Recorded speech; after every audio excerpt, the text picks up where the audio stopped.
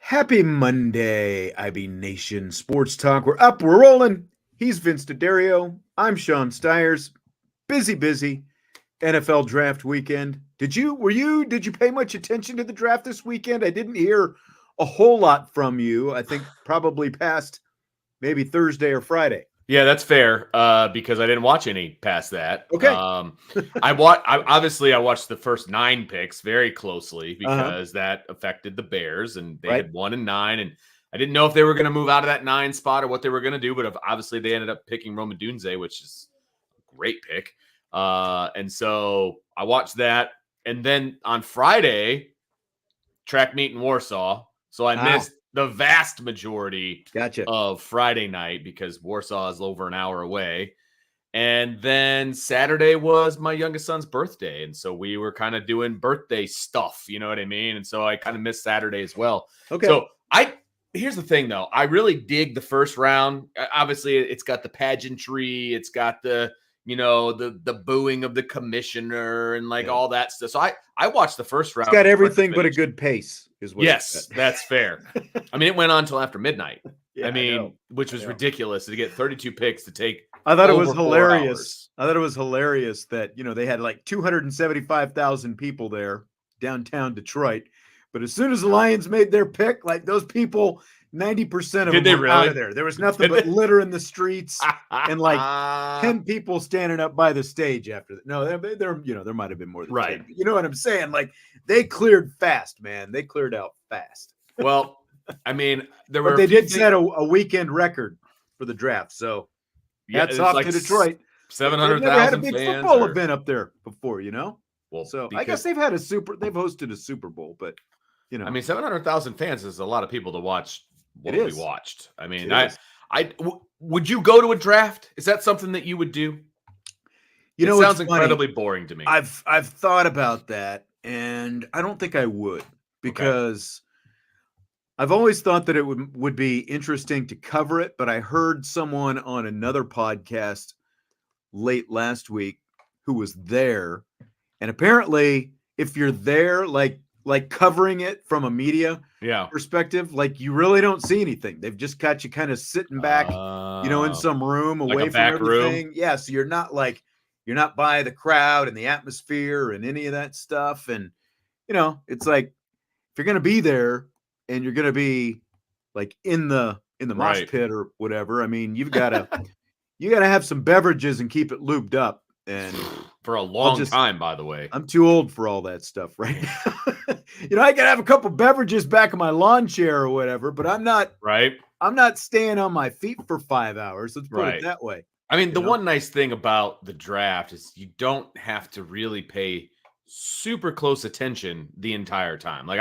I was watching my daughter and I, we watched Survivor together, right? So we were watching a rerun of not a rerun, but a recorded version of the Survivor, and I had the draft on my iPad, right next to me, on Thursday. You know what I mean? So it's I could still see every single pick and the opinions and all that stuff while still doing something else, which was kind of nice. So I will say that I have zero desire to ever go to a draft. I think I said it on the show. One thing I would love to do is be in a war room though for a draft for a team. That would be really interesting. For the whole weekend. Ever let you do that? Yeah. I think that would be really cool. I'd actually I would watch. They've got Hard Knocks and all that kind of stuff. I would watch. Yes. Behind the scenes, if they put together whether it's Netflix or HBO or whoever. I think HBO probably does the best job with that kind of stuff. Sure. So I probably want it to be on HBO. Let the Hard Knocks people do Hard Knocks the draft. And because a 3-day draft, you could probably do 6 episodes on that. Absolutely. I would watch every one of them too. Because I think we're going to hear a couple of the draft calls here for, the Notre Dame players got in the draft. I've got some of the audio of that. I think that stuff is fun. Like when they start passing around the phone and, like hearing the different stuff that the guys are saying and the players are saying. And like, I think that's very interesting stuff, just that. And then you throw on top, I don't know how much those NFL teams would want to give away, kind of like how much proprietary stuff, in terms of what they're thinking, so like, I don't know if after the draft is you know what I mean? Like if that's still, they might be giving some secrets away or anything like that. But it would be very interesting, I think. The way they evaluate and stuff like that. Yeah, but like exactly. The first 2 episodes, just like all the events leading up to the draft, right? You could follow some guys going to some games. You could follow guys going to the pro days, and you can follow guys going to the combine. And then you get to, okay, here's night 1 of the draft. And what would it be like to like man the phones when somebody calls to like offer you a trade, or, like that stuff is riveting to me. Yeah. I mean, it really is. Like I would be interested in like hearing them proposing, like right. The teams that want to trade down, like, are they, like the phone calls that they're making, the teams that want to trade, like, yes, Jesse and I talked about that Chiefs Bills trade, for example, that they made at the end of the first round, where the Chiefs traded with the Bills to move up to take the Texas wide receiver who ran the fastest time in the history of the NFL Combine. So like the Chiefs have more speed now at wide receiver, which they needed, from last year. But like we talked about, if you're the Buffalo Bills, why are you still trading with the Kansas City Chiefs? the Chiefs have knocked you out of the playoffs 3 of the last 4 years. And when the Chiefs traded up to get Patrick Mahomes, the Buffalo Bills were the team that they traded with to get that pick. Like, why are you still trading with Kansas City if you're Buffalo? And that would be very interesting to hear how that conversation went. Like what goes into some of that? How much convincing do you have to do, and all these different things? I want to know how much alcohol was circulating in the Vikings draft room when they traded up to get JJ McCarthy. That's what I want to know. Yes. All right. We got a lot of stuff that we're going to get to, and it's been a very lively chat already here tonight. Before the show even started, I was kind of watching some of the stuff pop up in the chat. Before we get to the draft stuff, there was something. Yep. TD4ND. Any news on the portal is what TD is asking. Still no Notre Dame players in the portal. It closes tomorrow. Tomorrow is the last day to enter names in the transfer portal. From what I understand, we're still going to hear some Notre Dame names called. But seriously, that's what I hear. That's what I'm hearing. There's names in my head that I figure would probably jump in at some point. But then there's also some guys that would be considered graduates, and they can jump in whenever. So maybe they're not on the timetable of Tuesday, like a lot of these, like underclassmen are, obviously. But then it's only jumping in that expires tomorrow. You can come out at any time. So correct, right? That is accurate. Yeah. So you just have to have your name in the portal. You just got to get in by whatever the time is tomorrow.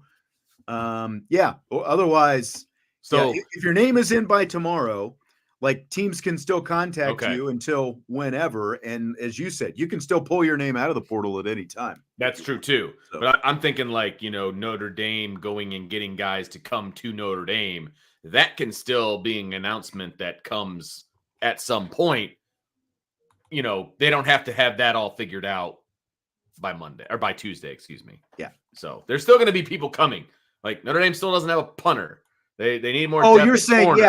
As long as your name is in the portal. Yeah. So you get it in the portal by tomorrow. Like these decisions don't have to be made by tomorrow. Tomorrow's just the deadline for players to enter their name in there. And then after that, you can still go shopping in the portal, as long as a guy's name stays in there, basically throughout the summer. So see how it goes, I guess. I'm shocked we haven't heard more from Notre Dame players, obviously, but I'm not overly shocked we haven't heard about people coming to Notre Dame yet. That'll come. That'll come. Right. And USMA 87 was saying, fingers crossed it closes tomorrow. It again. No, it definitely does. The deadline to get the names in. So Yes. And by the way, USMA 87, he remembers my prediction. Joe Alt that's right. to the Chargers. That's the only thing that I remember about like what our predictions. I've got them written down here. But it's one of the few things I got right. I said he was going to go higher than 7. Like I was excited about, we both talked about that, and you double picked it. But Alt to the Chargers makes sense based on who their head coach is. Like he wants to lead with the line. I mean, it makes sense. And all the nonsense. Can we talk about this? All the nonsense out there that Chargers fans are upset with this Joe Alt pick. Are you kidding me? Get over it, man. When you're in the Super Bowl in 2 to 3 years, or in the AFC Championship game in 2 to 3 years, you're going to be pretty happy with it, because he's going to be, as I said on Friday's show when we were talking. And look, we make predictions, and people obviously call us out when we're wrong. So that's why cool. I just want to make sure that I remind people I was right at least once, right? So, I mean, as you said, it's the Jim Harbaugh blueprint. It starts with the offensive line, and he's done it at every stop that he's been at, starting with Stanford, who, remember, was horrible before Jim Harbaugh showed up, and he turned him into a national player. And then he took San Francisco to a Super Bowl when he turned that around. And obviously he just won a national championship at Michigan, and they've been in the playoffs for the last 3 years. But it starts up front. Yeah. And that's how he's going to build the Chargers, the same way he has built up those other teams. So, like, you can be ticked off because you didn't get a big, sexy wide receiver or whatever. Chargers He's not going to throw the ball, so let it hit. Who cares? Right. You still got Justin Herbert. You're going to protect Justin Herbert. And when you're contending for championships here in a few years, you're going to be happy. Because remember, you got to go up against Patrick Mahomes and the Kansas City Chiefs for at least the next 10 years. So you got to be big and bad up front. That's what Jim Harbaugh wants. And they're going to be contenders sooner than later. Like, you can grouse about it now, but you'll be thanking him in a couple of years. Barring any kind of crazy injury that I don't think will happen, Joe Alt is going to be a Hall of Famer. Like, he has the pedigree to wear the gold jacket in a couple of decades. Yep. How could you possibly be upset with that pick? I mean, it just those are people that don't understand football, and they don't understand who their head coach is. That's right. I mean, that's all it is. And it's just amazing to me. Yep. But Irish had 7 guys drafted over the weekend, and Notre Dame holds on to the all-time lead, 532 players all-time by one. Selected. One more ahead of USC. Notre Dame and USC both had 7 selected in this draft. Yep. So, hey, holding on, baby. I like it. Javonte Jean-Baptiste in the 7th round. Squeaked in there. Yep. Keeps Notre Dame 1 ahead of USC for the all-time record. I did find it interesting, though, that the playoff teams, Michigan led the way with 13. Texas had 11. Alabama and Washington each with 10, along with Florida State. So, Florida State, obviously, the 5th team not in the playoffs, but the 4 playoff teams, all with double-digit players selected. Georgia, Oregon, Penn State all had 8. And then Notre Dame and USC with 7. So Notre Dame right behind all those playoff teams in terms of number of players drafted this weekend. Well, we've already got, as I sit here and I look at the live chat, I feel like DK has just been poking the bear, even before the show started. He said, it's Marist Monday.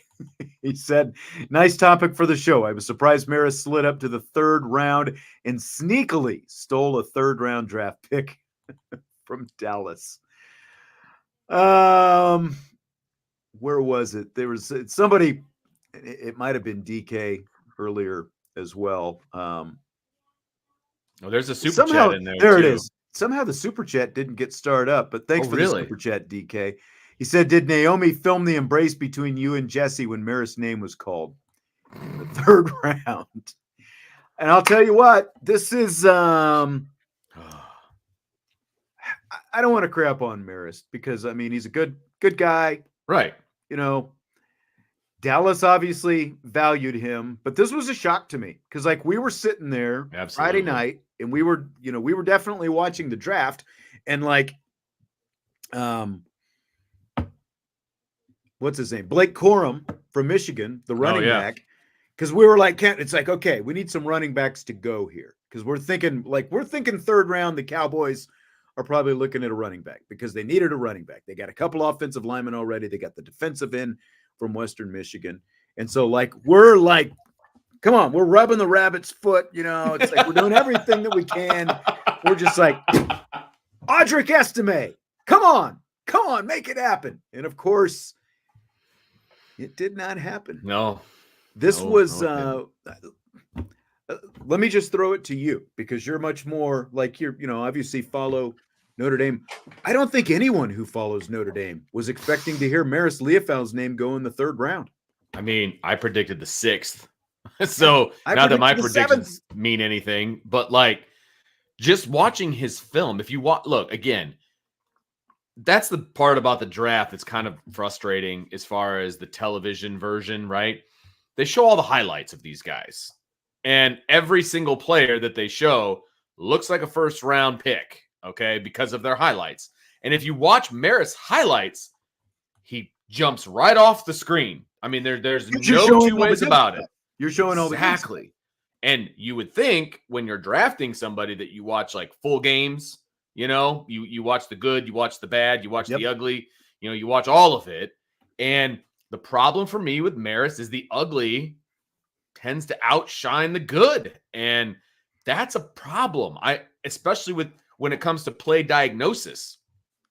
NFL is more complicated than college. So we're saying that it's going to get easier to diagnose plays and he's going to be able to run around like a crazy person and do, what his athletic ability is allowing him to do. I just don't know that I see that. That's the problem. And I don't want to crap on the pick for Dallas, but I was very surprised that he went where he went. That's for sure. Well, it's interesting. Do you have that tweet, that photo that I sent you? It should be up. Yes. No, nope. You got to pull it up. There it is. So this is from Notre Dame's Pro Day. I'm putting it up here on the old YouTube screen. This is a picture that I took of, because it was I knew I had heard Mike McCarthy was there, but I hadn't seen him yet. So I'm looking all over the place and I'm like, where's Mike McCarthy? I took this picture of him. He and Dan Quinn, who of course used to be the Cowboys defensive coordinator, now the head coach at Washington. They were the only two head coaches at Notre Dame's Pro Day. And I think Jesse and I did the show after the Pro Day that day. And we're racking our brains. He's there. It's it's very rare for NFL head coaches to show up at a Pro Day. So this is one of the photos that I snapped of Mike McCarthy. And he's standing there behind the bleachers that they had set up kind of in the middle of the field where they were running the 40s and stuff like that. Who's standing 5 yards away from Mike McCarthy? Marist Liufau. I mean, right there. Less than 5 yards away. Marist Liufau is right there. And as it turned out, this is the guy they were targeting because the teams have these, you get a list, you get 30 guys who get to make visits for interviews and you go in depth and all that kind of stuff. Audric Estime was not one of the Dallas Cowboys 30s. Marist Liufau was. And they had Mike McCarthy there. They had Will McClay, who's their director of personnel. Jerry Jones and Stephen Jones are the de facto general managers, but it's Will McClay who does the evaluating. And they had Will McClay there. They had Mike McCarthy there. Didn't have Mike Zimmer there, the new defensive coordinator. But we racked our brains. And, of course, we wanted it to be Audric Estime. Of course. That they were going after. And that's what we were, we're coming to that conclusion. It's Audric below the radar. Marist Liufau in the third round. It was a total shocker to me. And I was, I've warmed up to it a little bit just based on some things I have read and, things the team is saying about Marist. And Jesse has really been working. Jesse was excited. He jumped off the couch and I just looked at him and are you kidding me? Really? You're you kidding me right now? And the thing is, wow, the Cowboys, that third round pick, they didn't pick again. It was 87 more picks. It was late in the fifth round. It was their next pick. And apparently they really wanted Liufau. And it's a reach for sure. I don't think there's any way around it. Mel Kiper Jr. called it a reach. I've got some of his write-up on it. He said, Marist at 87 was a reach on his board, but I know Dallas wants to be better against the run, and he'll help there. See, that's like, I realize he's an inside linebacker, but the guy, he had what, like 95 total tackles in the last 2 years? Like, against the run is like, if you listed all of Marist Liufau's attributes, that would be at the bottom of the list, I think, wouldn't it? I mean, are you going to put him on the edge and just have him rush the passer, or like, I don't know. If you're going to ask him to sit in the middle and diagnose plays, you're in trouble. I mean, that is just the bottom line. You're going to be in trouble. He has to be triggered and just have one assignment, and then when he does that, he's really good. But I just don't know if that is going to be the case in the NFL. That's the problem, right? So okay, we'll see. So I'm going to play you the phone call that the Cowboys made to Marist that they posted on social media. I've got the audio, obviously, but you're going to hear Jerry Jones, but you're also going to hear, I think he's the only one who introduces himself. Then you're going to hear Mike McCarthy, the head coach, then Cowboys defensive coordinator Mike Zimmer, and then linebackers coach Mike McSorley. So I'll play it, and there's a couple little, like, kind of listen for a couple little points. Like Mike Zimmer says something particular. McCarthy says a little bit that might catch your ear. On the clock. Okay. All right. We're going to go the Notre Dame linebacker. Hello. Marist. How's it going? How you doing? Hold on one second. Marist. Yes, sir. This is Jerry Jones with the Dallas Cowboys. How are you doing, Sam? Well, I'm doing great, but I'm really proud that you're now a Dallas Cowboy. Thank you so much. Well, we're excited about you being here. You're a hell of a competitor, and we're proud of it. Hey, Marist, congratulations, man. How's it going, Coach? Hey, I tell you, Great to hear from you. oh, you bet. I just can't say enough about you after seeing you up here in Notre Dame and on your 30 visits. So you're coming to a great place, as you know. I'm so excited, Coach. I appreciate it. Congratulations. Thank you so much. You sold me when you told me what everybody on the defense was doing when you were here. Thank you. I appreciate it. Man, I had a great time. Yeah. Well, you're going to have a better time now. I don't know what to say. Well, we're excited for you. You had a great visit, and we loved everything about you, man. Your tape's great. You're a great kid, great person. Thank you. You're really going to fit into our family here, man. Great. I can't wait. Thank you so much. Appreciate it. I can't believe we're going to get some of that Notre Dame gold mixed in with this blue. Yeah. Let's do it, man. Let's do it. Sounded like someone's phone was about to crap out there in the middle of that call at the end. Like, could you imagine if Marist's phone dropped like it in the middle dies? of talking to Jerry Jones? Oh boy! But you heard a couple of different things there. McCarthy referenced seeing him at the pro day. Obviously, Marist was a priority. Like, they came. It sounds like Mike McCarthy came here to look specifically at Marist Liufau, which I think is really, really interesting to me. But then you heard Mike Zimmer talk about, you sold me when you told me where everyone on the defense is supposed to be. Here's the thing. Who cares? He knows where everyone else is supposed to be, but does he know where he's supposed to be? It doesn't always seem like it, right? I go out with my kid all the time, watch him kick, and I can tell him what he's doing wrong. That doesn't mean I can do it. Right. That's the thing. Like, I can't do it, but I know what's happening. I know what's wrong, or I know where he's supposed to be. I can tell you where all the players on the defense are supposed to be too.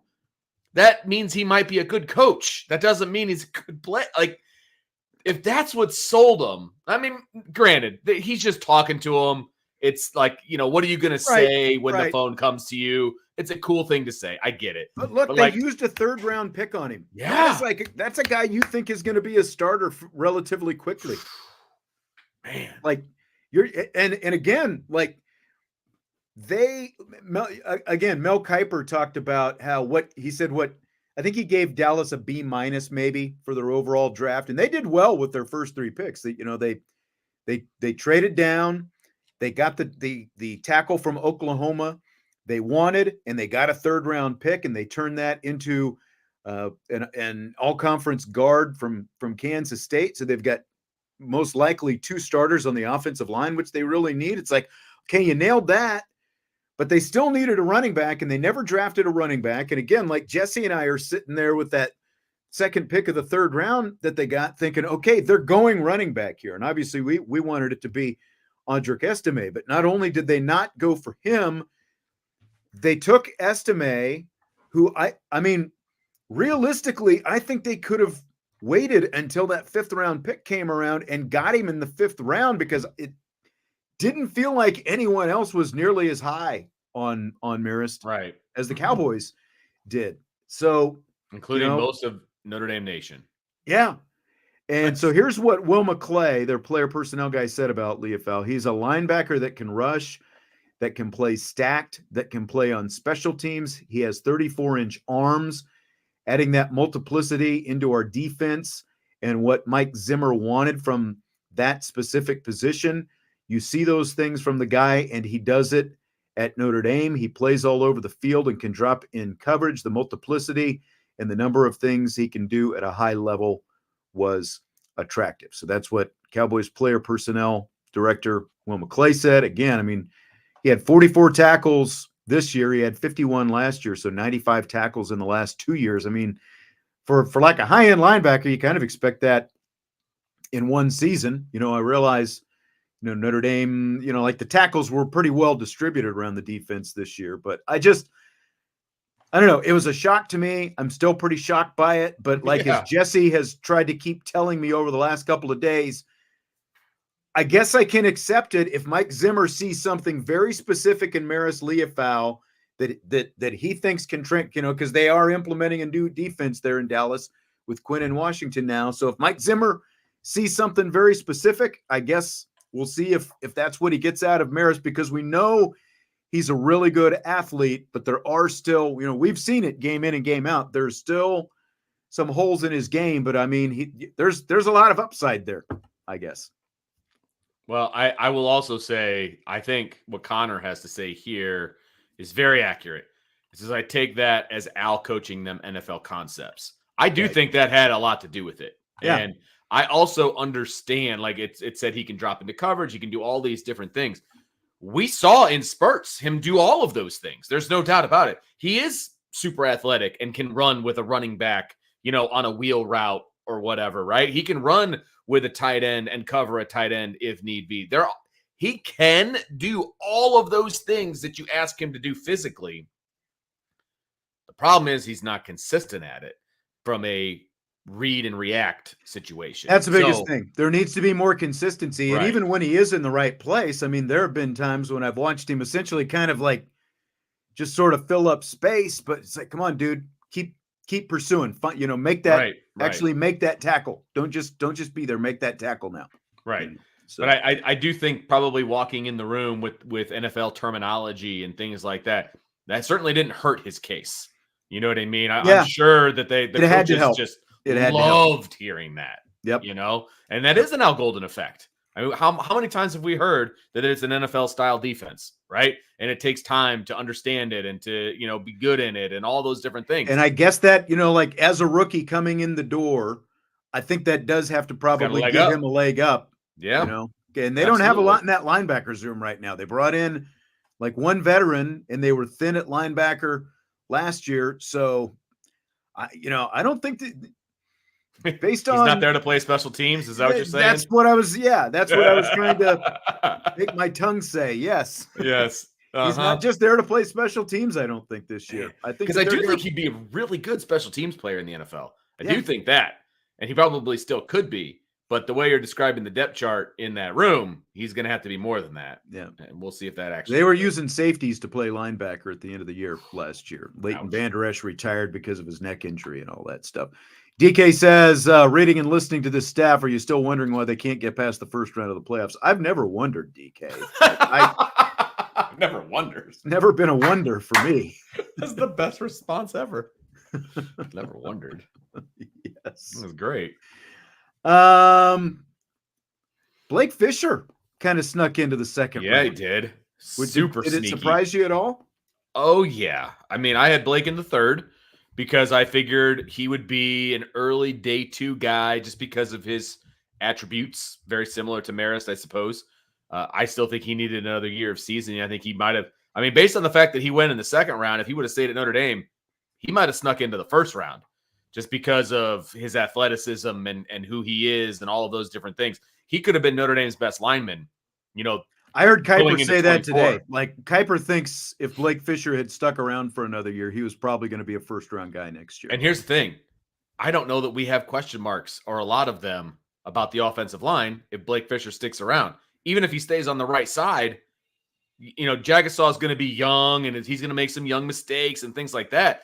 But I think we feel a completely different way about this offensive line if Blake Fisher sticks around for another year. And he would have, I think, helped his draft stock. Now, yeah, he bet on himself. None of us thought he was going to go in the second round. So maybe you call that a win, but I still think he could be a first rounder if he would have come back. Absolutely. Absolutely think so. And yeah, I was surprised to hear his name called in the second, even though he was kind of getting some late momentum. It felt like, just based on some things that we started hearing last week, but he goes to the Texans, and it's going to be a pretty good situation. Yeah, it is for him. That's an up and coming group right there. Yeah, and absolutely. They did a good job from what I can tell.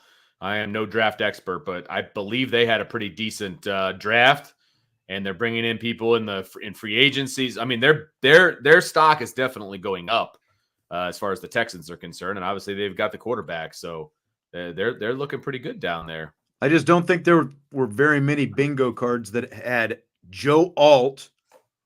I mean, everyone had Joe Alt, obviously, number one from Notre Dame, but Right. Alt, Blake Fisher, Marist, Liufau, Notre Dame's first three players. You would have won. You would have won a lot of money if you had wagered that order. Right? Yeah, there. you would have. First, second, third round.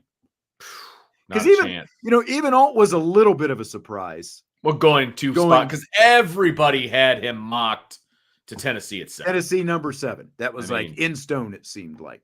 Right. But the reality of the situation is he made perfect sense at 5. Like, if anybody actually sat down and thought about it for 5 seconds, they would have realized that Harbaugh is going to go line. I mean, it made perfect sense. Yeah, and then Cam Hart, J.D. Bertrand, Audric Estime all go in the 5th round.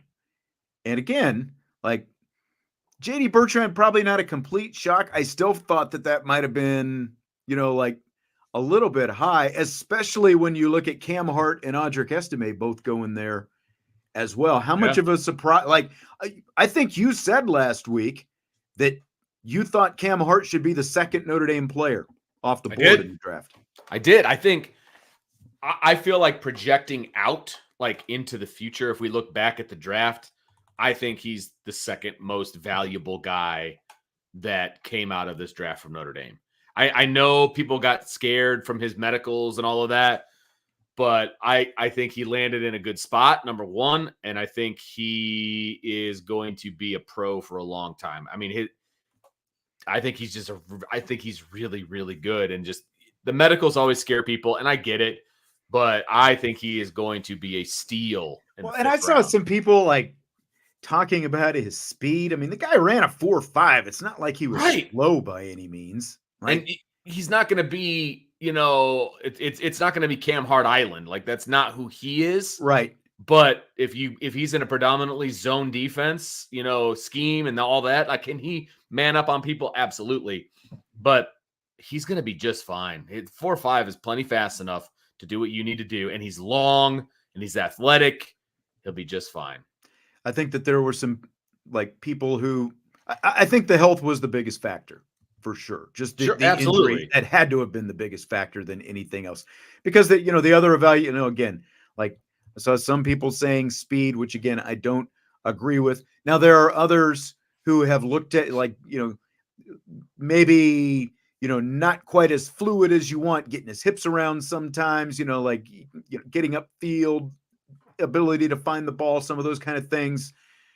The fact that he does have so few interceptions, more pass breakups than and not as many interceptions maybe as you would want for a high-end cornerback coming out of college and things like that. But, like when you look at the frame and everything else that he has, he just looks like a guy who should be playing in the NFL a decade from now, basically. Yes, absolutely. And he's smart.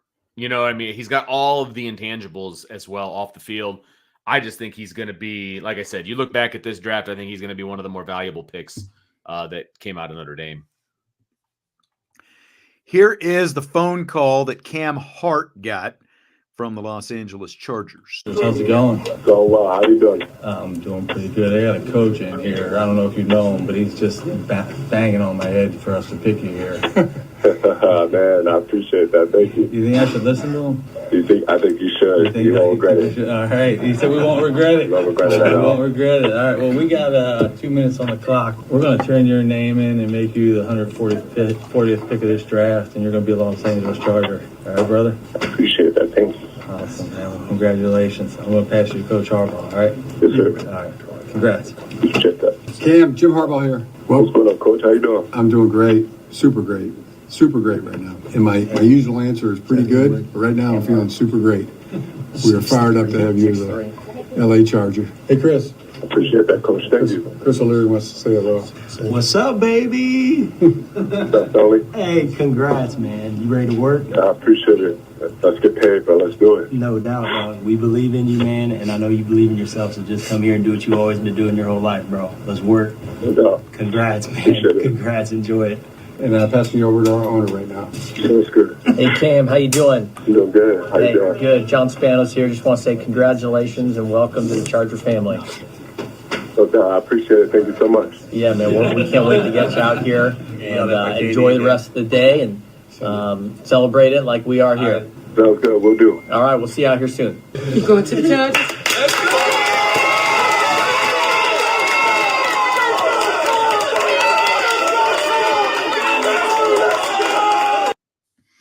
His family was pretty excited. That's what that was. Okay. I thought that was the draft room. I was like, what? No, that was his family when he told him he was going to the Chargers. So, again, like 5th round, I would not have envisioned that. I kind of figured 4th round was probably the floor for Cam Hart, but he ends up slipping to the 5th. And value pick, man. Value pick. It is, huge value for Jim Harbaugh and the Chargers. So they get both Alt and Cam Hart. And you look at Hart, and I was just looking, 17 career pass breakups for the last couple of seasons. He had 7 back in 2022. And, so not a lot. Somebody made the point that they really didn't throw at him a lot. And it was like, remember 2 years ago when Benjamin Morrison was a freshman, they really didn't throw Cam Hart's way very much. They were still throwing at Benjamin Morrison even late in the season. So Benjamin Morrison just said, okay, I'm going to intercept all these balls if you're going to keep throwing at me. Right. But there's a reason teams keep going at him. Yeah. Because Cam Hart was that good. Yep. And that's the thing that people don't realize. I mean, he is that good, and he had a great Senior Bowl. I thought the Senior Bowl, honestly, how many clips did we see of him just wrecking people? And I thought that was going to help his draft stock. And then, let's be honest, his stats against, Marvin Harrison Jr., all of these things I thought, even with the medicals, would have helped him out a little bit. And you would have thought that people who were watching Marvin Harrison Jr.'s film when they watched those 2 games against Notre Dame would go, man, who's that number 5? Right. And like that would have helped out his evaluation if they were looking at that with any kind of concerning eye. There was no shortage of glowing remarks about Marvin Harrison Jr., rightfully so. Okay. But he locked him down. I mean, let's be honest. He locked him down in 2 straight games. So, hey, again, value pick for the Chargers. I'm just glad that Jim Harbaugh didn't ask Cam Hart, who's got it better than we do, like he did to Joe Alt. Honestly, I kept waiting. Yeah, I kept waiting for that. And then did you see the video of Harbaugh singing the Michigan fight song and all that I did not stuff see this that. weekend? Thank God. Yep. You missed out on that. Yep. So Matt says, am I the only one really wanting to hear Brian's reaction to Denver's pick? he can't not be a fan right now, right? So Brian, of course, denounced his Broncos he's a free fandom agent last week. That's right. Was that all because of the uniforms? Was that what that was about? the final straw, apparently, was the uniforms. And I even texted him when Audric went to Denver. I was like, I go, Brian's back. He's back. He's like, nope, I'm not back. I'm still a free agent. I'm like, all right. Man, I don't know, man. Like I might, you might not be sold on Bo Nix, but you can be sold on Audric Estime. You know what? I like Bo Nix. I don't know how good of a pro he's going to be. Yeah, I mean, I liked him as a college quarterback. I like him. How that translates, you just never know with a lot of these guys. Exactly. I mean, Sean Payton obviously is kind of the quarterback whisperer and all those different things, and I do see a decent amount of Drew Brees in Bo Nix. I do see that, and I think he carries himself really well. I can see why he was picked where he was picked. Again, I don't know how well it's going to translate to the NFL. I hope he's successful, obviously, especially since Drick is there. But I think Bo Nix is an easy guy to root for. I'll say that. And so is Audric Estime. Oh, and 100%. Yeah. The one silver lining in all of this is the fact, like when I look at like where some of these other guys ended up, especially Audric Estime, because of the need that my team had that went unaddressed. And so they brought in a guy on his last week, they brought in a retread. They brought Zeke back, of course. Did they really? That was apparently their whole plan. Is like, we're going to go with a bunch of undrafted free agents and, rookies and, whatever. We got a room full of whatevers, and we're going to bring Zeke back. They actually just signed Ezekiel Elliott back with the team earlier today. So that's what they've got. He's apparently going to be their lead guy, a guy who's averaged like 3.7 yards a carry over the last 2 seasons. That's going to be their guy instead of, fresh-legged Audric Estime. But the silver lining is at least Estime is not with Philadelphia or Washington or the Giants from my perspective. Fair enough. Like he's not in the division facing them twice a year. Now the Broncos fall like on my personal pecking order of teams, like my dislike, they're probably around team 4 or 5, in that range. So I'm not ecstatic that he is in Denver, but I would at least rather have him there in a different conference than in the division. I just think this might be one of the steals of the draft, right? Like both of these guys, basically Cam Hart and Audric Estime going in the 5th round. Yeah. Because Estime ended up being the 11th running back drafted. There was obviously not any kind of like high commodity, high priority on running backs in this draft. Jonathan Brooks from Texas was the first one to go. He goes in the 2nd round, and then 3 guys go in the 3rd, 6 in the 4th, 8 went after Audric Estime. So most of the running backs went really fairly low in this draft when it was all said and done. Running back is just a position that is not valued like it used to be. I mean, everything you just said there tells me that. And watching any kind of film of Audric Estime, he should have gone higher than he did. I mean, his impact on a football team is going to be higher than where he was drafted. But personnel people think that running backs are basically a dime a dozen at the end of the day. Yeah. And, they can basically save some carries. Javonte Williams, their leading running back last year, had, I think it was like a little bit shy of 800 yards. So they can pair him up. And, this might be a tandem that they've got out there in Denver. They did have anyway, a fair amount of running backs anyway. So I'll be curious to see how they use Audric this season. But here's what Sean Payton had to say about Mr. Estime.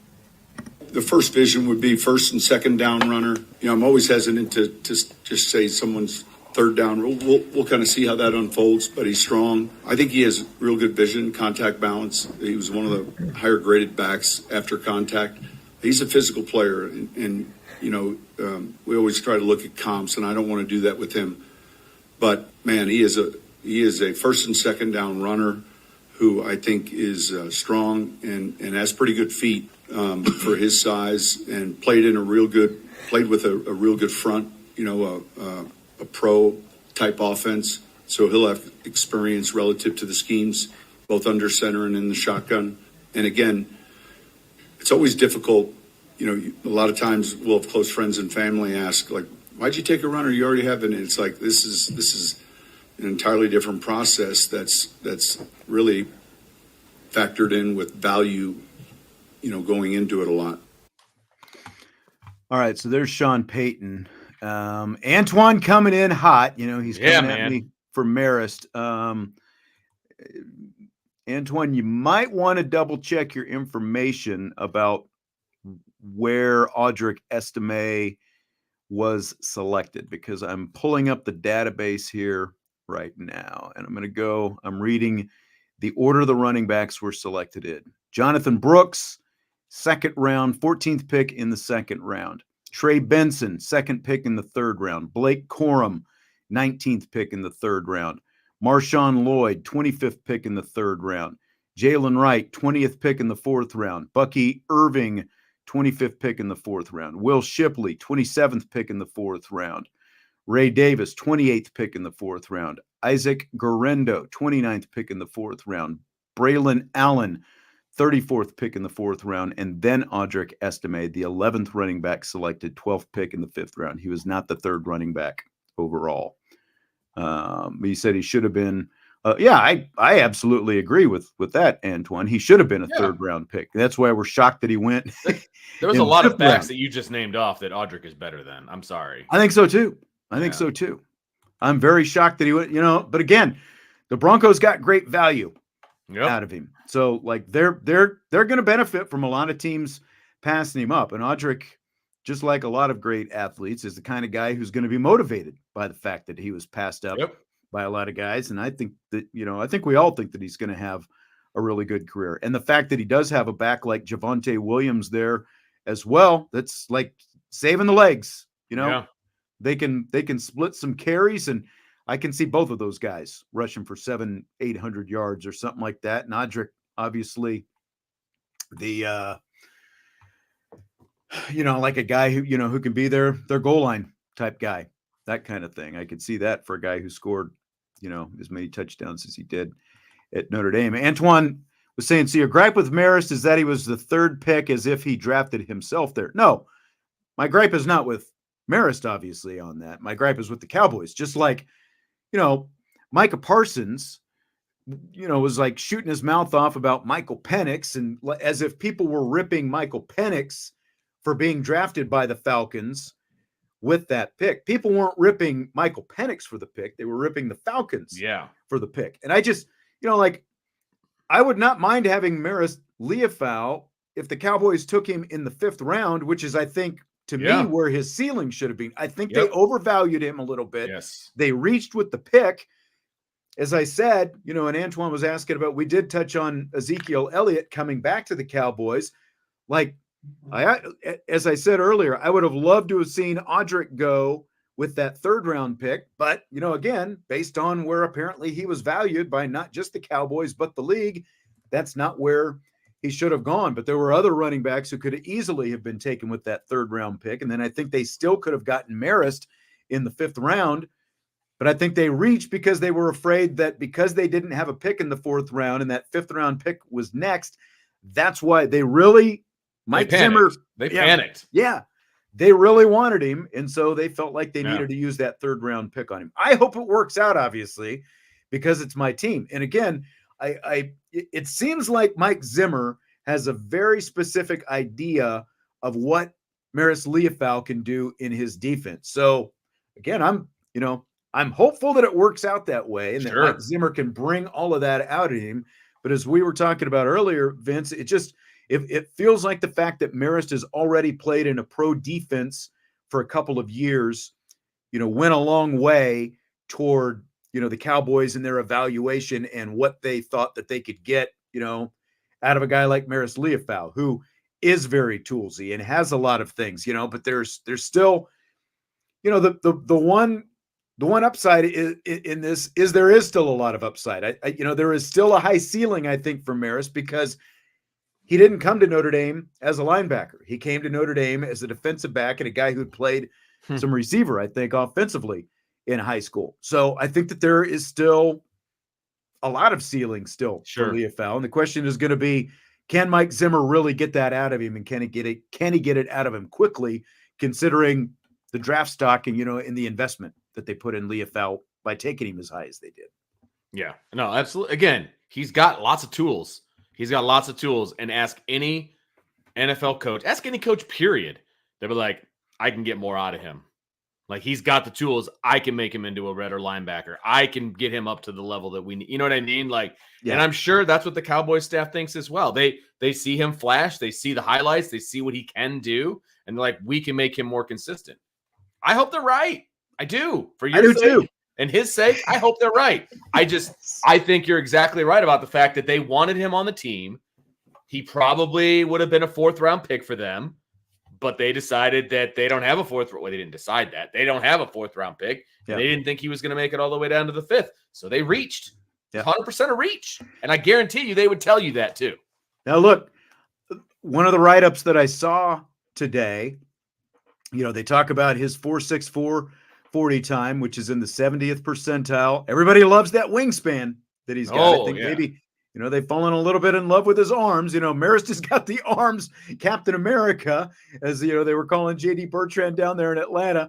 We all know that Captain America doesn't have the arms, but Marist has the arms. But the most notable NFL comp that I read for Liufau is Darius Leonard, the former Indianapolis Colts linebacker, who was, pretty good there for about a 3-year stretch. So we'll see if he lives up to that.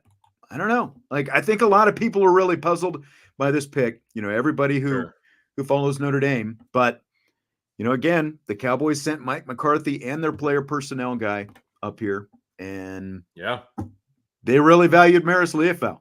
Yes, they did. We'll see if it works out. And, J.D. Bertrand ends up in Atlanta. He went in the 5th round. So, sounds like a good spot for him. Sounds like they like what he can give them, and he's from Atlanta, or not Atlanta, but just outside Atlanta. So hometown guy getting to go back and play with his hometown team. That's pretty cool. And that's about where we thought he would go. And so I think that one went right as planned, I would say.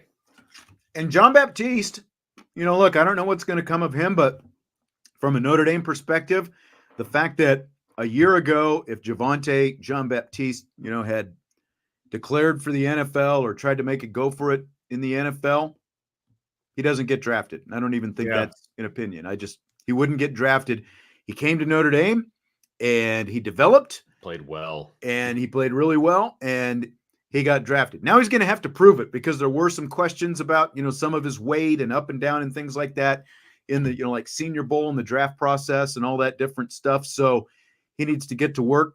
That's the one guy who did end up, in the division in the NFC East. So it's like, you kind of wish him well, but at the same time, twice a year, just,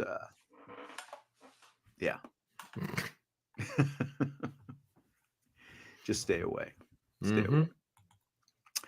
With that, Vince, are you ready for rapid fire?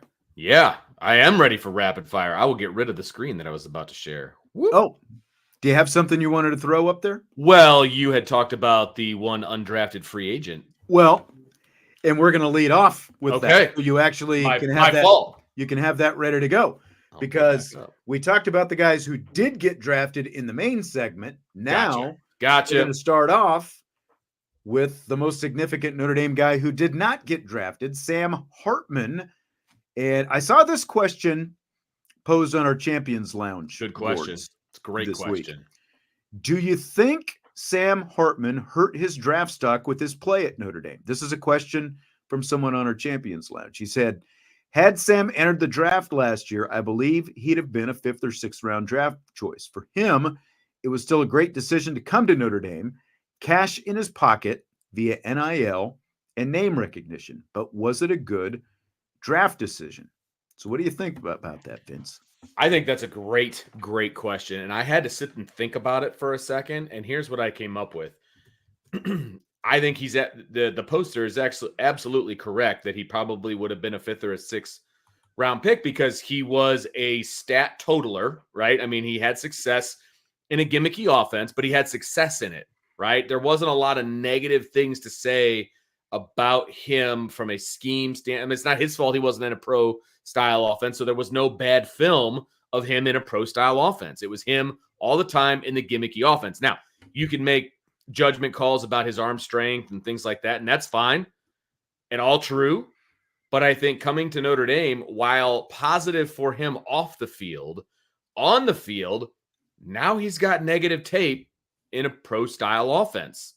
And I think it highlighted some of the things he doesn't do great.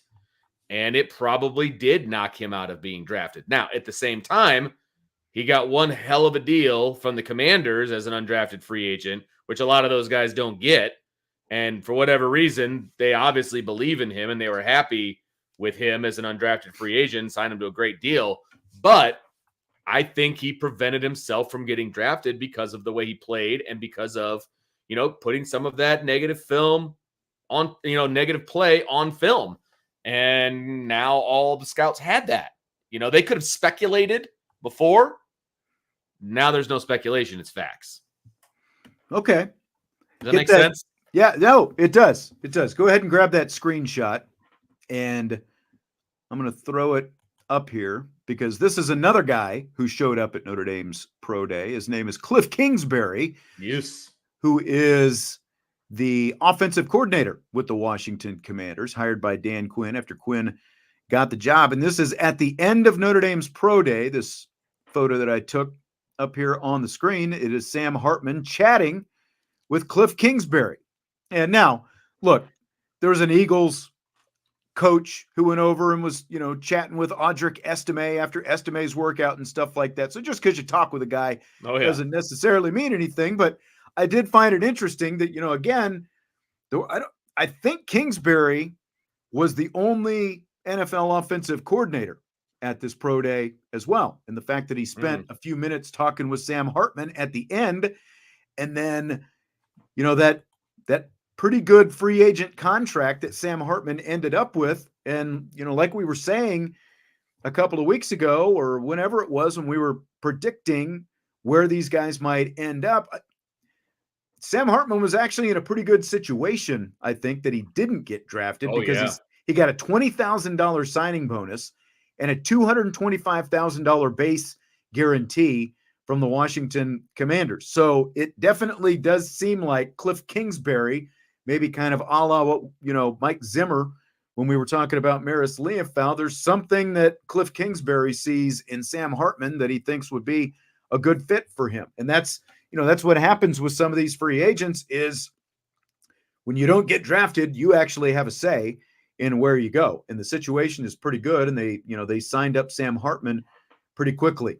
I understand what you're saying. Like he put some deficiencies on tape. I still think he had some deficiencies when he was at Wake Forest as well. And the question about did he hurt him?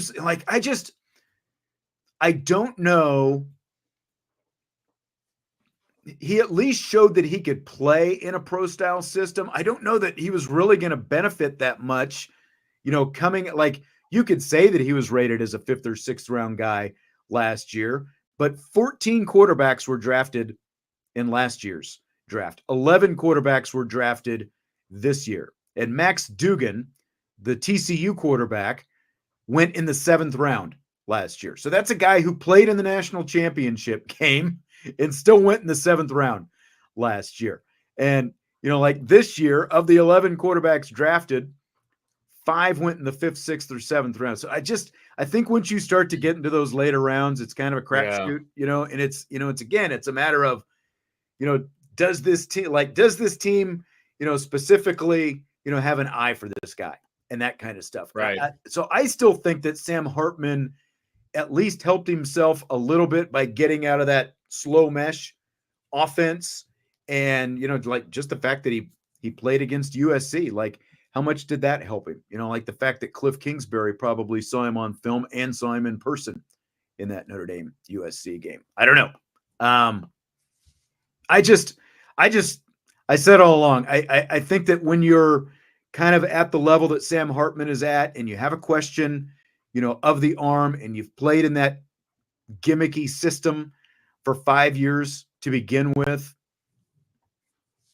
I just felt like it was, going to be 50-50 on whether or not he was going to get drafted. And I think it would have been that way, again, 14 quarterbacks got drafted last year. So I don't think that Sam Hartman, by coming out last year, was necessarily going to help himself that much when you look at the number of quarterbacks who were taken last year. I think he would, given all of the evidence that we have, I still think he chooses to go to Notre Dame. Yeah. Well, and he gave himself, and I think that on top of the chance to play in the system, and, the person on the Champions List did mention this, the NIL factor, he gave himself a nice insurance policy, basically, by coming to Notre Dame, because he had to have made over $1 million in NIL, right? With all the different deals. I would think so. At least $500,000. Yeah. At least $500,000. Like I would think that he made more than $1 million with all the different stuff that he had.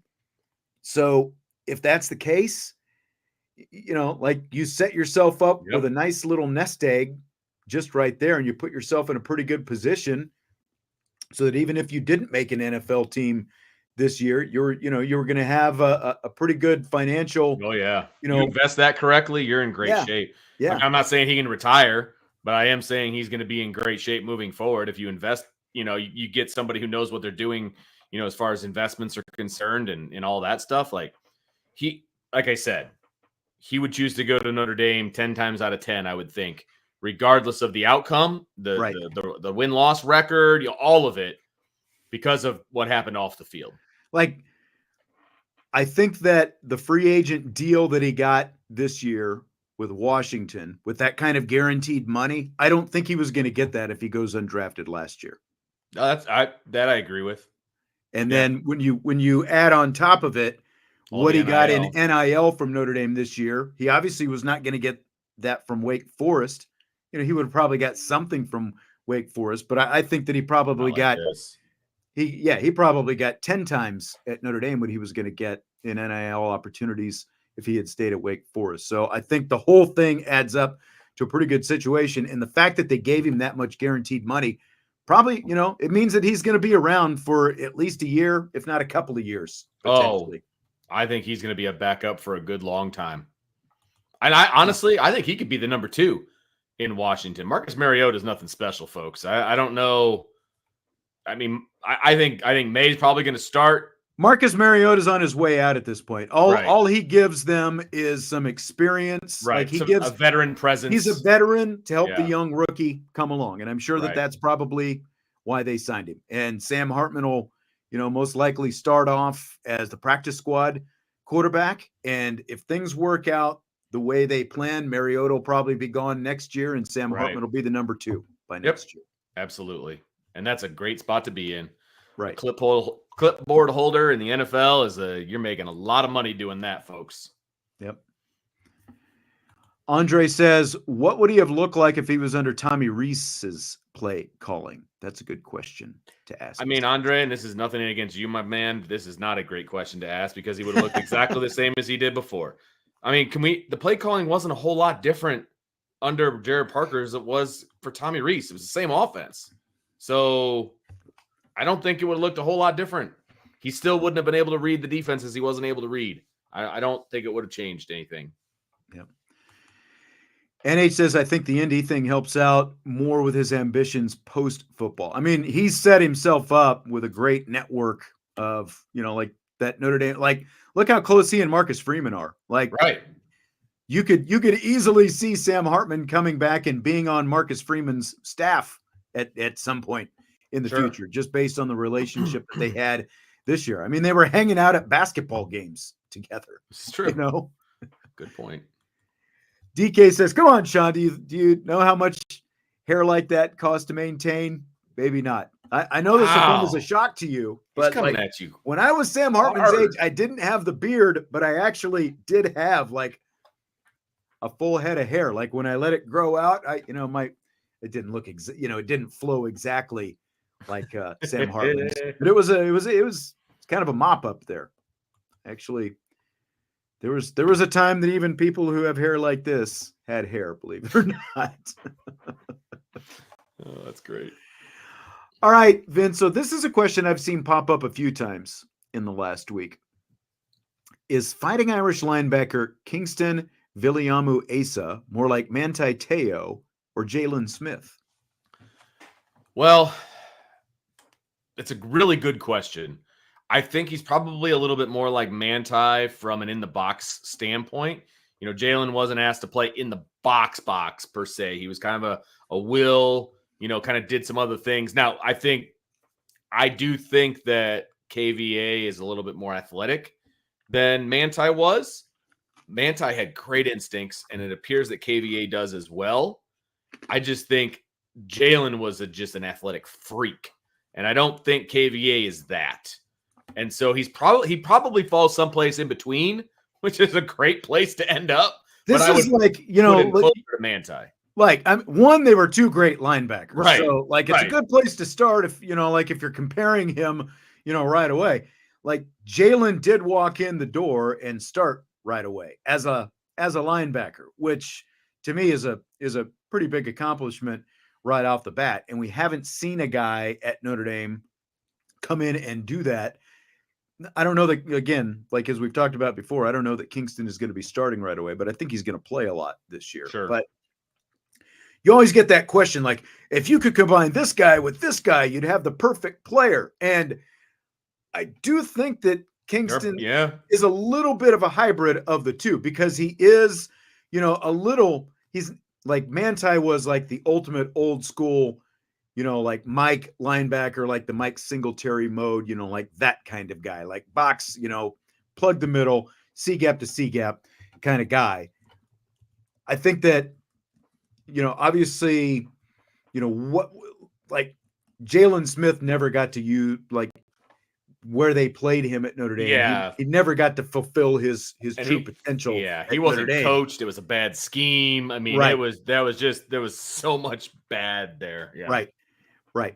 And that's, you know, like Mike says, not sure KVA has Jalen speed. No, but he has more lateral range than Manti had. And he also has better pass coverage skills than Manti had. Like his ability, like we saw it, I think it was, I can't remember if it was the scrimmage or the blue goal game. I think it was the blue goal game where he dropped like 20 yards back. And, exactly. Like Manti didn't have that, you know, like no, that is not something that Manti had. So that was my point. Like he doesn't have Jalen's true speed and, you know, lateral ability when he was at Notre Dame, but he at least has, you know, a different gear to go to and a different range to go to than Manti had. So, you know, like I said, he's somewhere in between. You know, if I had to say, is he more like one than the other? I would say more like Manti than Jalen, just because Jalen was just such an athletic freak, basically, that he doesn't have that.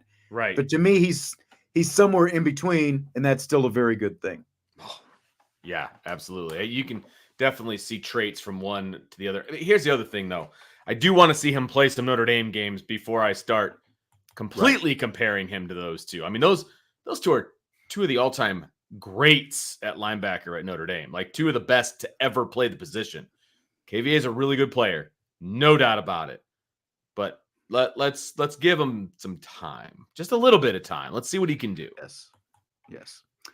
So, Vince, the Bears' season over-under total is set at 8.5 wins after the draft. 8.5 over-under. What are you taking? Taking the under because of your next question.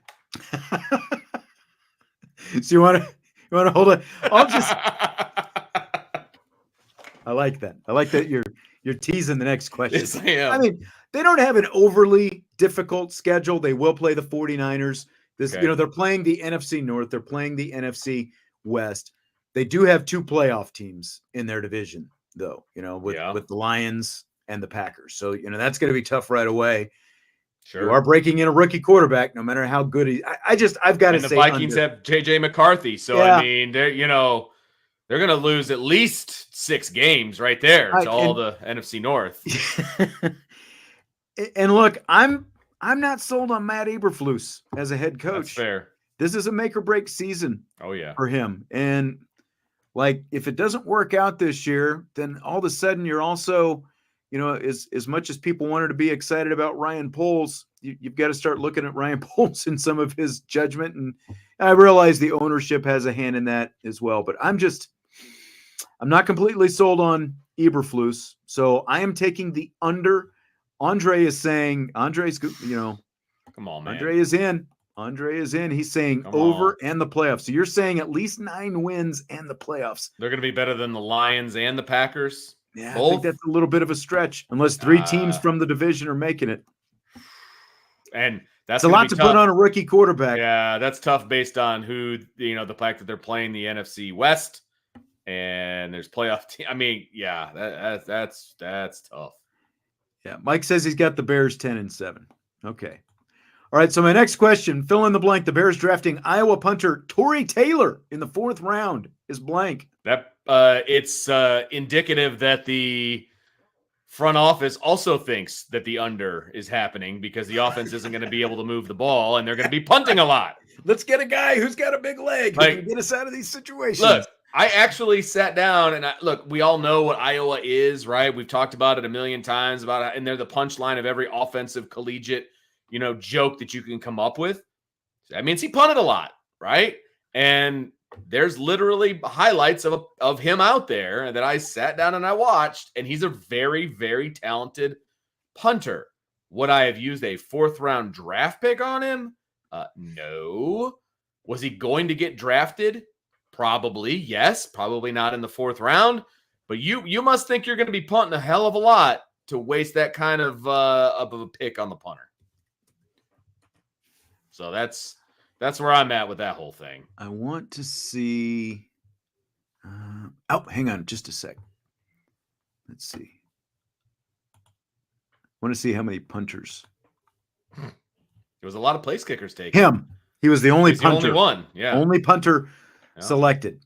Look, I'm the biggest advocate for specialists out there right now, right? And they took him way too high. See, and that's the thing. Not only did they take him high, that at the time, now they ended up making a trade of a future pick to get a 5th round pick. But at the time they drafted him in the 4th round, that was the last pick they had in the draft. This is true. And that 5th round pick that they got ended up being their last pick. And I guess you don't know if you're going to get that, but I would have probably worked a little bit harder to try to get like that 5th or 6th round pick and use that on the punter. Because as much, it's like their only other picks that they got were Williams and Adunze in the 1st round. They got the tackle from Yale.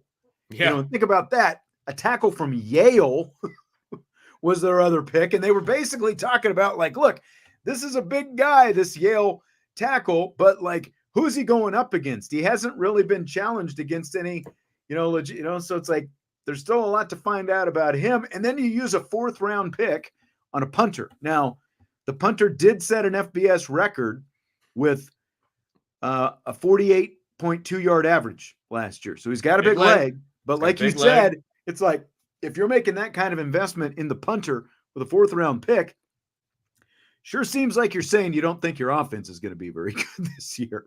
Just saying.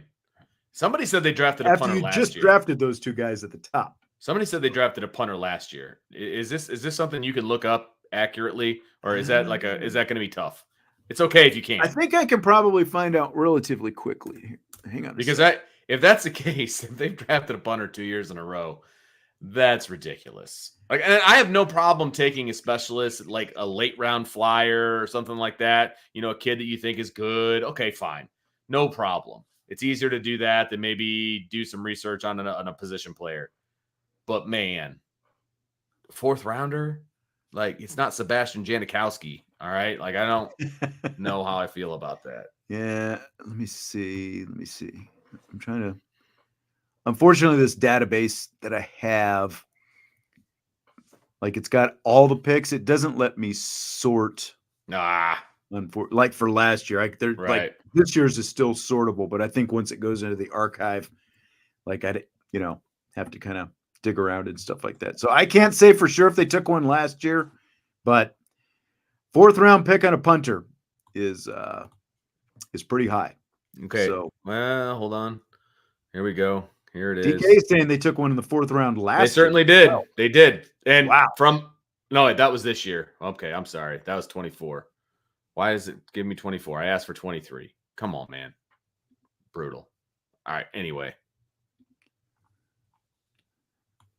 So Vince says Keenan Allen, Rome Odunze, DJ Moore, Cole Kmet, Gerald Everett, DeAndre Swift, Caleb Williams. You really think this offense will not be good? You seriously believe that? One, I don't think Odunze is going to be that big a factor this year because of Keenan Allen and DJ Moore. That's why, okay, that pick might look good next year or the year after, but I don't think you're going to get that much out of Odunze this year. And you do have a rookie quarterback. And are you really going to CJ Stroud is the exception. He's far from the rule, having the kind of year that he had last year as a rookie with Houston. Like, if you're going in with high expectations of a rookie quarterback with a team that hasn't won in forever, you could be setting yourself up, for some sleepless nights and and long bouts with adult beverages, man. If you're someone who partakes. So I would not be expecting a whole lot. I'm not expecting a whole lot. I know you're not, but nope. If I was a Bears fan, my daughter, because she is a Bears fan, and she asked me today, how many games I think they'll win. And I said, 6 or 7. And she was kind of quiet after that. Yeah. So look, I would be, if they get to 7 wins this year, I would actually be pretty excited as a Bears fan. You're putting in a new offense. You're putting it with a new quarterback and all. You still don't have an offensive line. And exactly. That's something they did not address, by the way. Yeah. So what do you mean? They got the tackle from Yale, Vince. Yeah, we do. At least we know that he's going to be better at calculus than everybody else, but that's about it. Mm-hmm. Okay, so the executive who's in charge of ESPN's NFL draft coverage says he would like to split the first round into 2 nights rather than 1 night of coverage. So Thursday night, you'd have the first 16 picks, and then Friday night, you'd have the next 16 picks. Buy or sell the idea? Huge sell for me. If you want, he's obviously trying to milk, because he's an TV exec. He's trying to milk it for more than it's worth, right? Look, there are problems with the televised version of the draft. You need to shorten it. You don't need to split it up into 2 days and make it even longer. I know. I mean, no. You need to shorten it. Especially in the first round. Okay. I feel like they've got it backwards, if I'm being honest, Sean. You should get more time at the back end of the draft because you're really sifting through the weeds trying to figure out who to draft. The first round, man, there should be no. That should be a lot easier. Yeah, yes. It should not be complicated to draft the first round. And every one of these GMs and everything else. Well, we got about 8 minutes left on the clock, but we're going to talk to you for another 7 minutes and make sure we take every minute off the clock. Basically, they're killing time so they can put the name on the back of the jersey and they can do all these different things. And it's like, let's tighten it up a little bit and make the first round go a little faster. I completely agree. I think it would be, they obviously want to do it from a TV perspective to give them, better TV product 2 nights in a row, but nobody wants to see this thing dragged on, just like you said.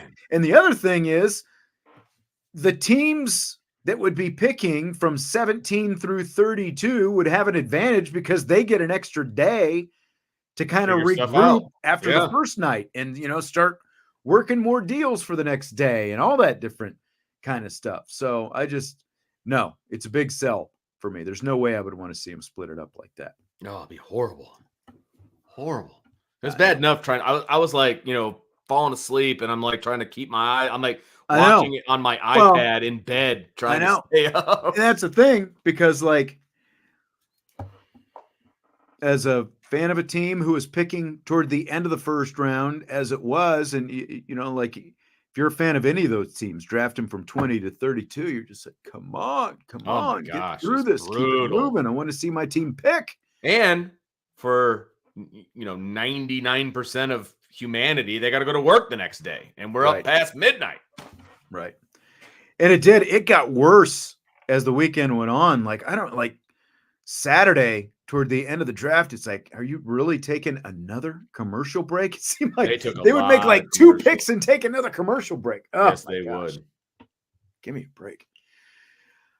Okay, so how about NFL Commissioner Roger Goodell? He said on the Pat McAfee show he'd like to get rid of another preseason game and replace it with an 18th regular season game, which would push the Super Bowl back to President's Day weekend. Buy or sell that? That's a huge buy for me. I mean, that's a huge buy. I mean, I don't know how many people out there have like big President's Day weekend plans that this would alter, but for me, I know I don't have to work on President's Day because I work in a school. So I would have Monday off.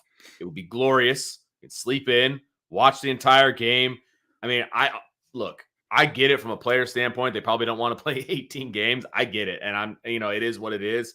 That's an owner and a player problem they got to figure out. I would love an extra game, and I would love for the Super Bowl to be on President's Day weekend. That would solve. I mean, you and I talk about it every year about the Super Bowl being on way too late on Sunday and having to go into work the next day. And how do we fix it? Roger Goodell's listening. He fixed it. He fixed it. Let's do it. I mean, if they really wanted to, they could just push the season back a week and they could get to President's Day anyway. You don't actually have to add another game. But yeah, I mean, that's, whether or not it's realistic is going to be for the players union and all that stuff to figure out. But it's more football. Like, why wouldn't you want more football? Sign me up.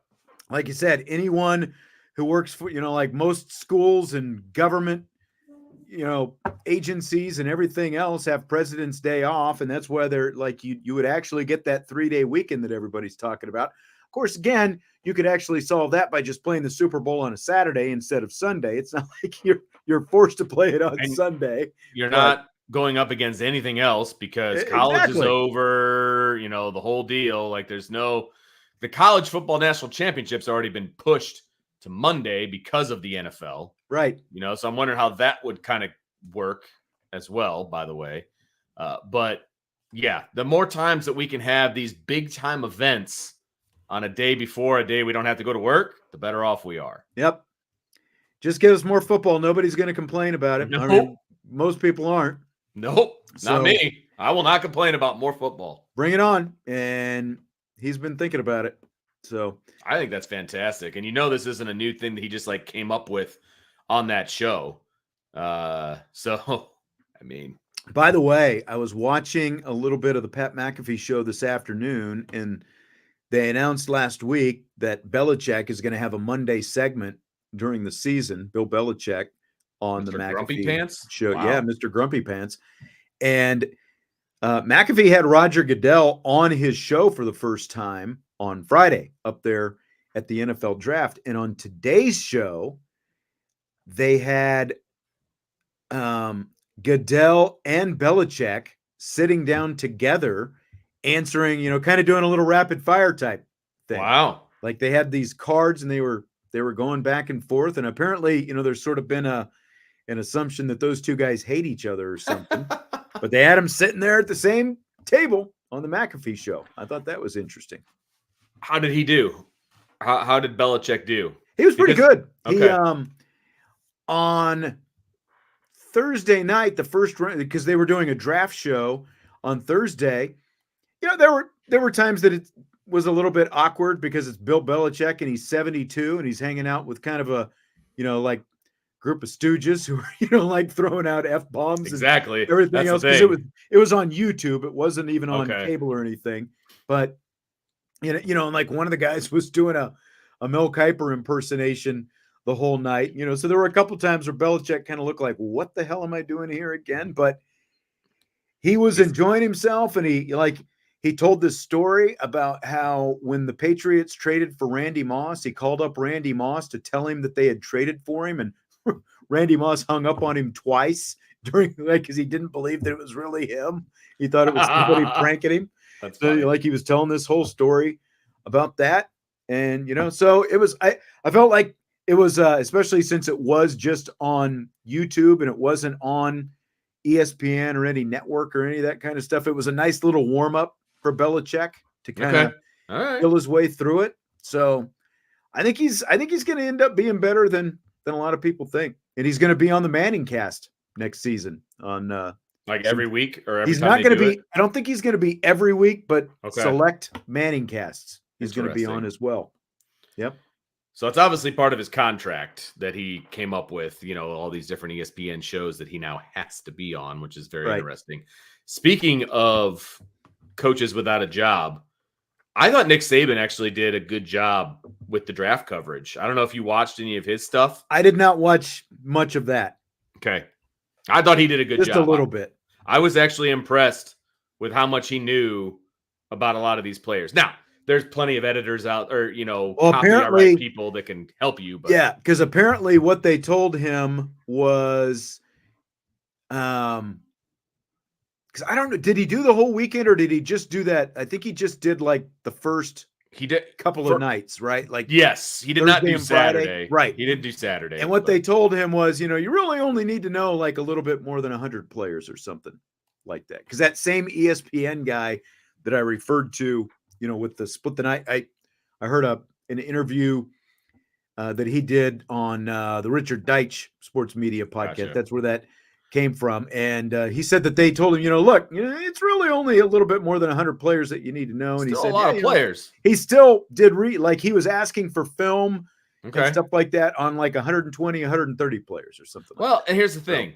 The A crew, as it is, they only do the first 2 nights anyway. I mean, because, you look at at least on like the ABC version, right? Or the ESPN, that Saturday crew, it looks a heck of a lot different than the Thursday and the Friday crew. You know what I mean? So the top shelf guys, they only do the first couple of rounds anyway, first 3 rounds, first 2 nights. And then it's like the other guys that are kind of working their way up the chain, And so I thought that he did a good job. I mean, even if he only had to know 120 players, which is still a lot of players, by the way, I thought he did well. Now, he was able to play against a lot of those guys, obviously. So, I mean, he knew about them, and there's a lot of Alabama guys taken, things like that. But at the same time, for his first foray into that kind of stuff, I thought he did well. Yeah, I just saw a little bit. I did see the, the thing where he was talking about, was it Quinyon Mitchell, the guy the Eagles took, the cornerback from Toledo? Yeah. Jesse and I talked about it on Friday. Where they we tried to get him into the portal. Trying to talk him into the portal. Yes, even though he never entered the portal. Yeah, so basically admitting to tampering. On live. Well, I'm sure by he meant like his people, which right. Totally, you're in direct contact or whatever. You're good, theoretically. Yes, I bet Nick Saban didn't like pick up the phone and call him directly. Right. But I'm sure it was also insinuated as Plenty of other guys who could make that call. Yes. Yep, for sure. All right. Well, I think we're going to wrap it up with that tonight. All right. Put the draft to bed. Ryan's going to be in tomorrow. We'll have some Notre Dame recruiting talk. Jesse will be back in rapid fire as well. We'll see what tomorrow looks like. Final day for players to enter the transfer portal. Seriously. So we'll see what happens with Notre Dame. Where do they stand after tomorrow? And have the alerts on high, because I was expecting at least something by now. I figured we'd be talking about that too. Remember, we say on Thursday, it's like, hey man, Monday we're gonna be talking about all the kids in the portal, and no, we're not. Somebody says we missed a super chat. I believe we actually did. I wish there was a way to actually. It's in the starred one. It's the yellow one. I don't see it. You don't have it? Oh, well, I'll throw it up. Oh, thank you, Matt. I did miss that. He said he heard Vince likes money. I mean, who doesn't? Come on. I don't like parting with it. Yeah. But thanks for the super chat, man. Yeah, man. DK is like our new producer. He's picking up on what we miss. I know. This was starred as well, by the way, and I don't know if you wanted to get to it, but he's asking to see an 80s pick. I did star that up. Thanks for bringing that back. I'll have to see. I know I've got some photos around here someplace. like a lot of the photos that I have are like once I joined the Army, the hair stayed fairly short. It was still dark, but I'll have to see if I can find like some like high schoolish photos where I actually do have a head of hair. So have to see what I can do. I'm not busting out any 80s pictures of myself. Yeah, I know, because, right? Those are the last ones. I was a child. I actually would like to see some of those things. I'm sure I can come up with something. Thanks for the reminder, Andre. Hit the like button, subscribe, and join the boards as well. There's a lot going on in the Champions Lounge. As always, Brian's got a lot of the film breakdown and all that good stuff there in the Champions Lounge that you can only get if you are a member. So find it. But hit that like button before you leave, subscribe, rate, review, and we'll talk to you tomorrow on IB Nation Sports Talk.